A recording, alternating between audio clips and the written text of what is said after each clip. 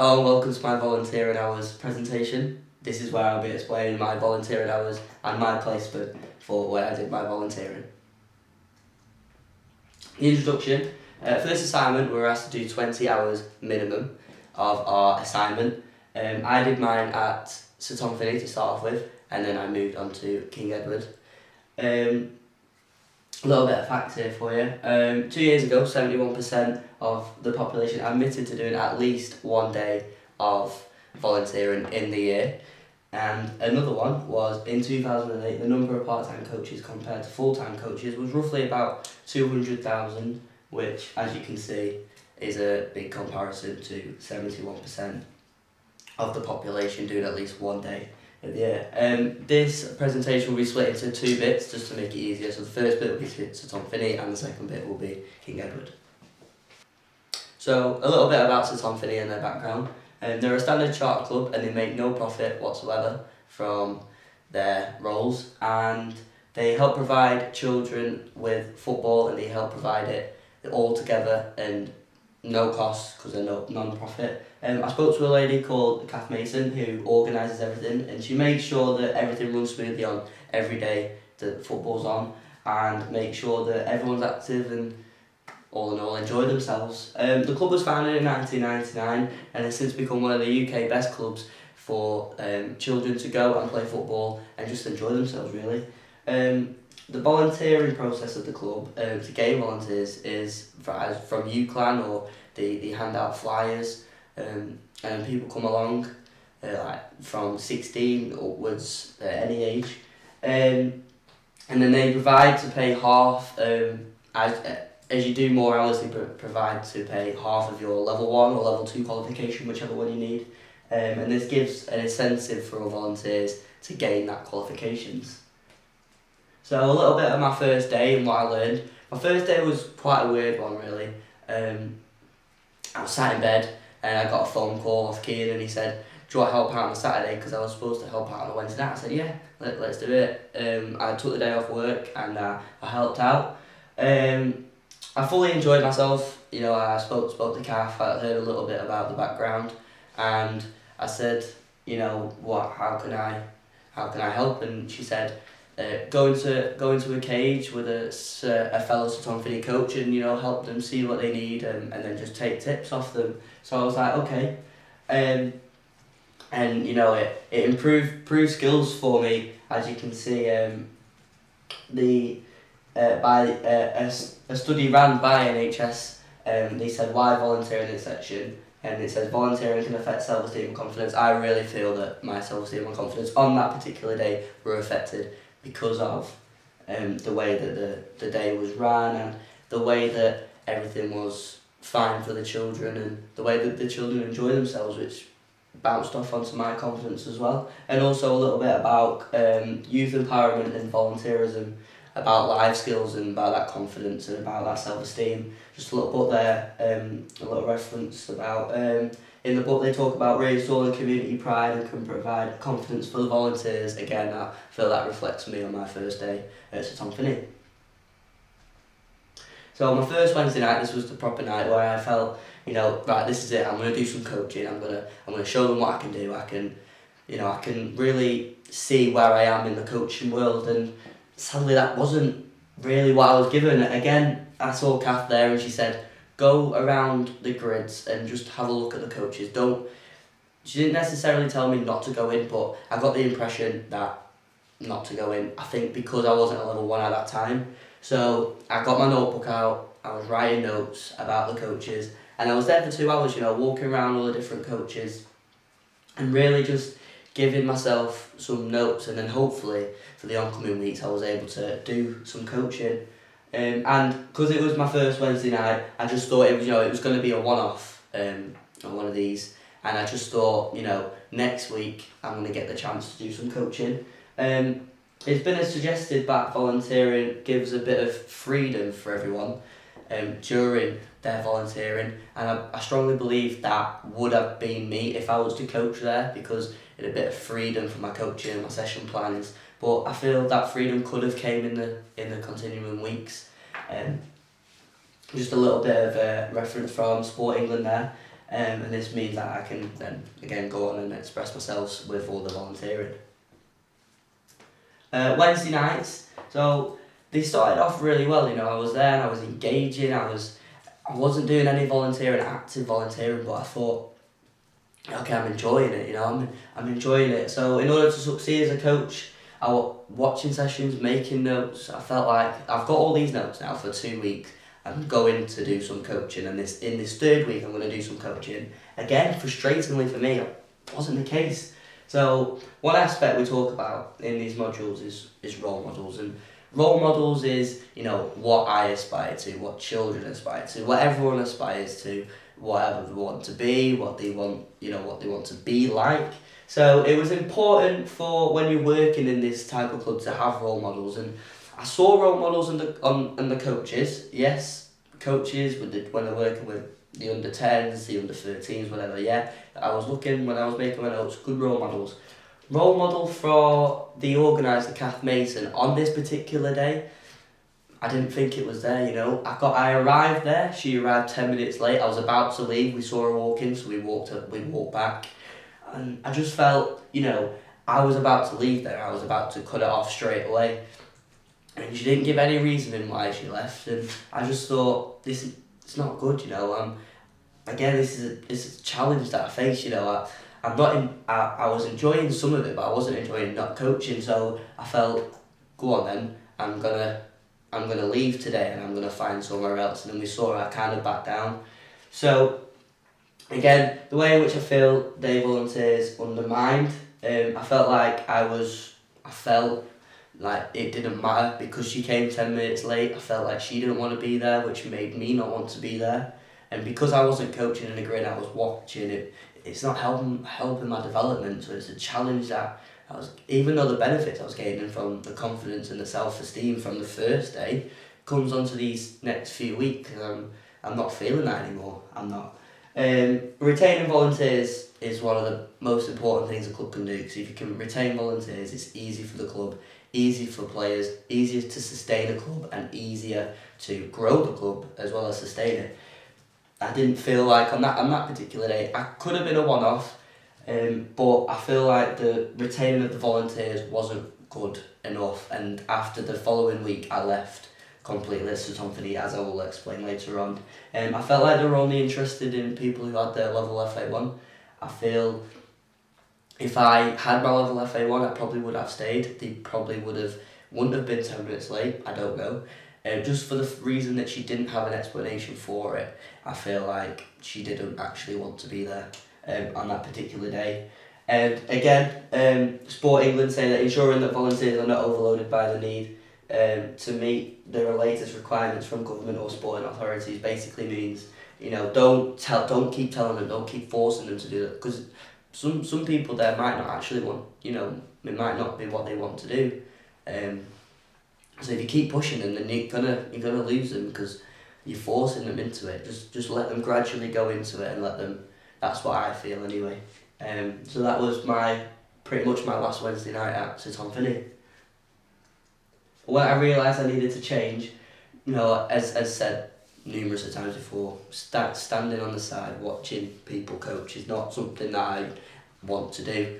It's not something that I was going to gain from these 20 hours of the course for volunteering. I felt like I need to get out there, I need to do some coaching, I need to see where I am, and I need to start developing instead of writing notes. I've got all the notes from the coaches, I need to put them into practice, and I need to put myself out there.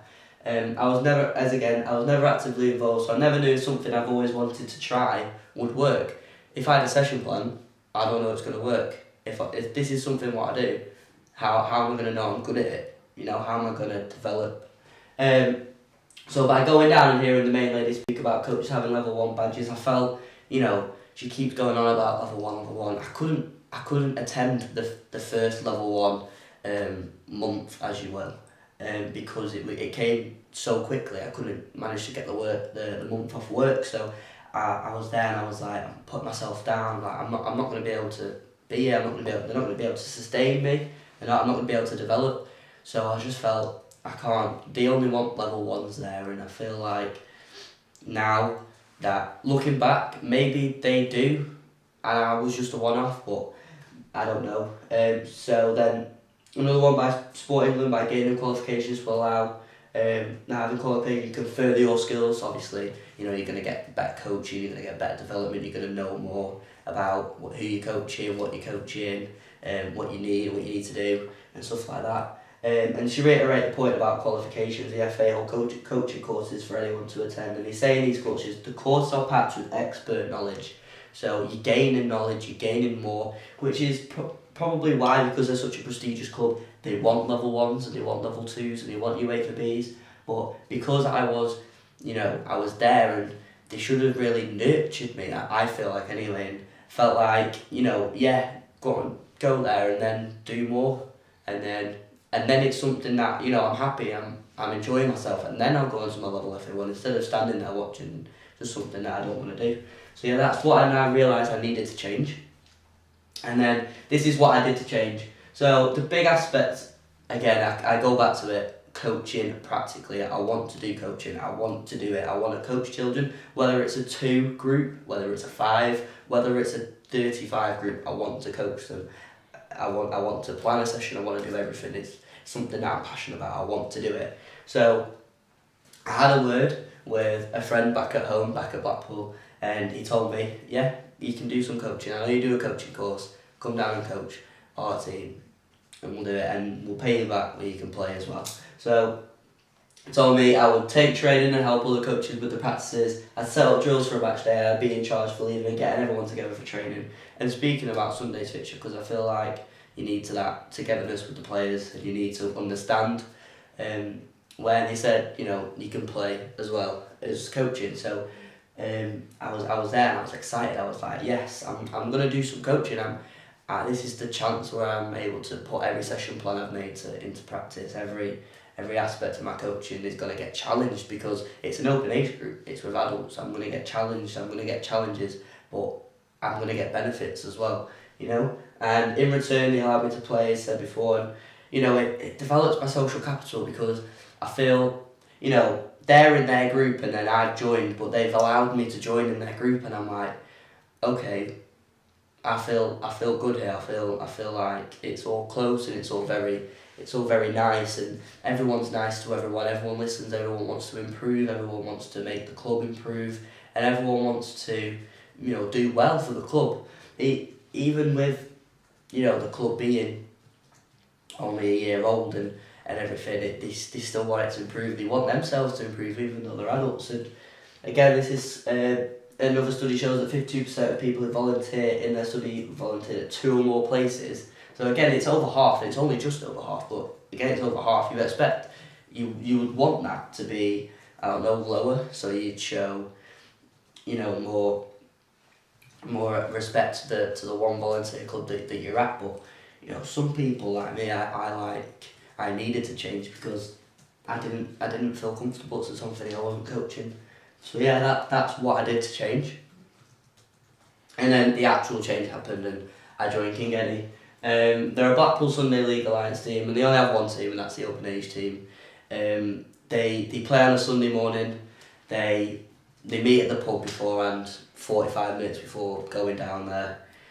Get down there about 10:15 for an 11 o'clock kick-off. We set the net up.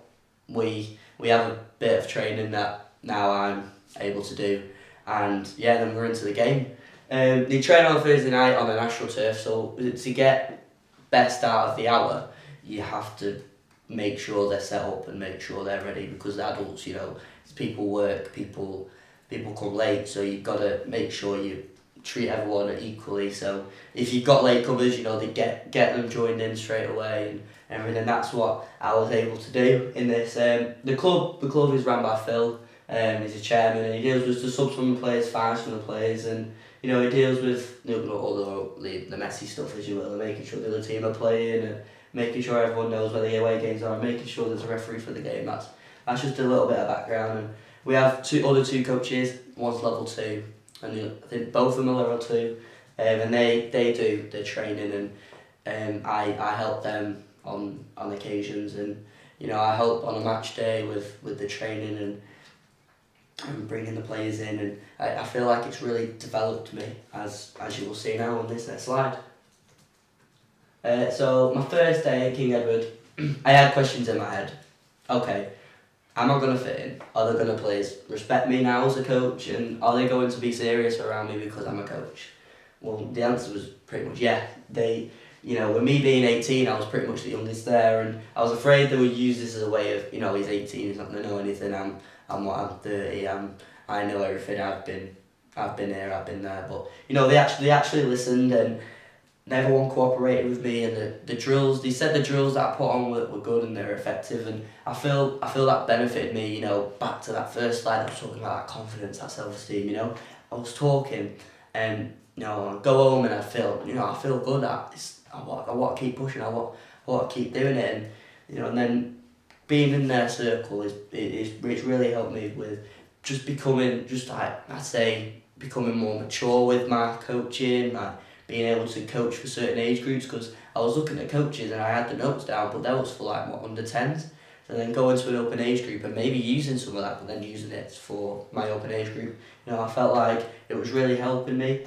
And saying about a structured training session as well, that's something that they really needed, something that they were to come down and then they were to do, instead of coming down and having, maybe one drill and then they just go into a massive game. They need structured training and able to, balance the team out and keep pushing, keep pushing, keep growing the team, because again, they're only a year old, so they needed growing, they needed everyone's energy up, which I felt like the people that were there and me were bringing to the team. That's what Robinson 2015 in his second edition book mentions how planning sessions can help performers achieve their goal. Again, wanting my performers to achieve their goal, which is growing the club, making sure we have a good season in the first season.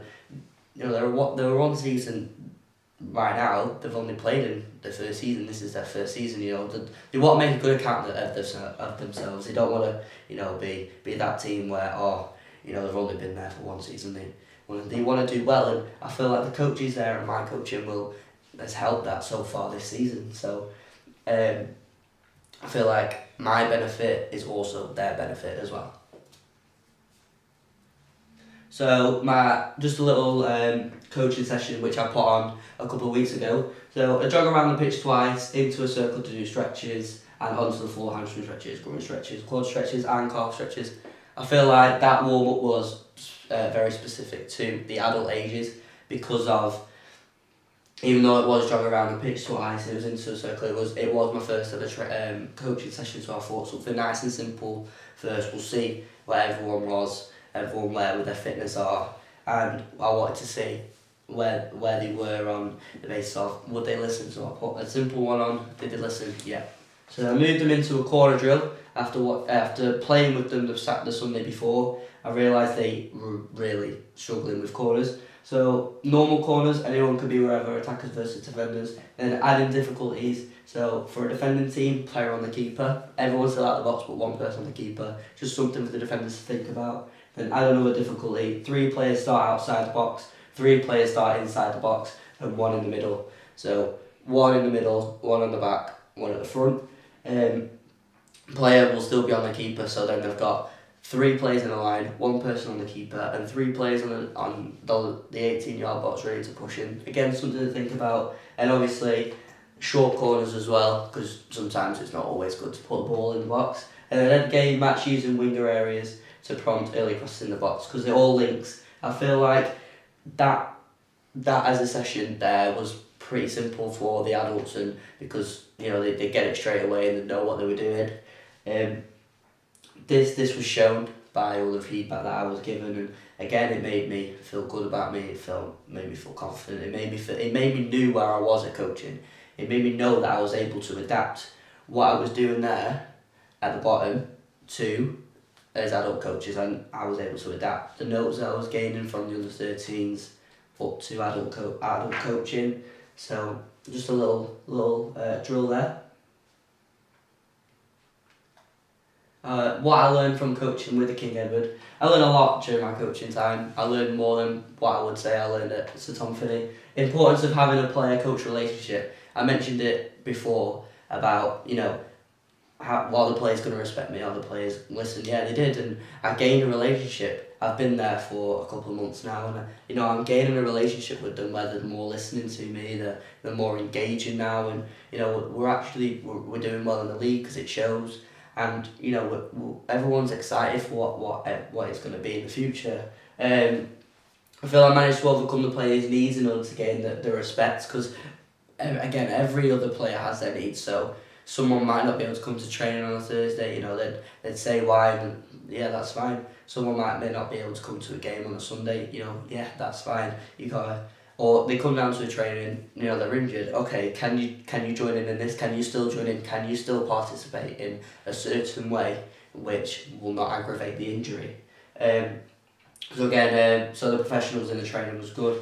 That's just a little reference from Bestwick 2010. And being organised is one of my biggest things I need to be as a coach, because you need to organise training, you need to organise the equipment you've got, organise the players, organise everything, organise the pitch. And I feel like I was very organised during this, and I feel like beforehand I wasn't really organised, because I'd come down and I'd have a notepad and I'd jot down things, but I wouldn't be. Then if someone was to ask me to go in, I'd be like, well, I don't know what I'm doing because I'm not organised. But now if someone was to ask me to go in, I'd be like, yeah, I know what I'm doing because I'm more organised, I know what I'm doing, I know off the top of my head what I would do, or even not off the top of my head, I'd have it down, I'd have it written down. I need to make sure to get the full benefit from that hour, so make sure as soon as you turn up, they had a turn up drill, and then it gave me time to set it up, and they were doing something else, like even if it was like a little game of one bounce, they're still enjoying, they're still kicking a ball around, they're still active, they're not just standing there in the cold, and Dave's standing there in the cold and he's shivering, and he's actually involved in everything. Furthermore, organisational skills are important to have because they will allow the session to flow. Again, you have an hour, you need to flow, you can't stop. You bring everyone in to talk, you bring everyone in to talk. Do that 3 times, again you've lost 15 minutes of your session, you've only got 45 minutes left. Or the team that was on prior to you, you're on at 7 till 8, they don't get off till 7:10. You've lost 15 minutes, 25 minutes gone already of your session. So you've got 35 minutes left and you're trying to get an hour session in 35 minutes. It's all about being productive, being organised and knowing what to do in them situations. And a quote about this: being organised in the session will allow your players to develop more effectively. This is from Alison, which I'm afraid the reference didn't have any date on it. So my overall volunteering experience, so similarities in both clubs. They treated me very well, and given that I was given a volunteering chance. So on that first Saturday, I was given a volunteering chance. Or the Kingetty training, I was given a volunteering chance. Allowed me to watch quality coaches. Again, 2 level 2 coaches at King Edward, absolutely fantastic. And then the coaches at Sir Tom Finney, absolutely fantastic. UEFA, I watched some Preston coaches as well, and both helped me with my development. My self-esteem, my confidence on the first day, and then with Sir Tom Finney, and then on my second time in my organisational skills, my confidence and my self-esteem, and my one-to-one player coach demands I met. Differences in the club, didn't do any practical coaching with Sir Tom Finney, but I did with King Edward. Again, I go on it a lot about this. I'm all about practical base. I want to do. I want to do coaching. I don't want to be sitting on the side. I don't want to be making notes. Coaches weren't late at King Edward, but they were at Sir Tom Finney. Again, it maybe just have been that one-off, but it's something for me. It's something I aspire to be a role model. I want to be someone that children look up to. And then seeing that, it's just something that I wouldn't do, and that's why I left the week after, because I didn't tolerate. I didn't want it. I didn't want to be a part of it, even if it just was that one time. Because she didn't give me a reason or didn't say why. I just left. And then King Edward, they've been brilliant. They've been on time. They've been allowing me to be on time. They've been excellent and developed me more at King Edward than Sir Tom Finney.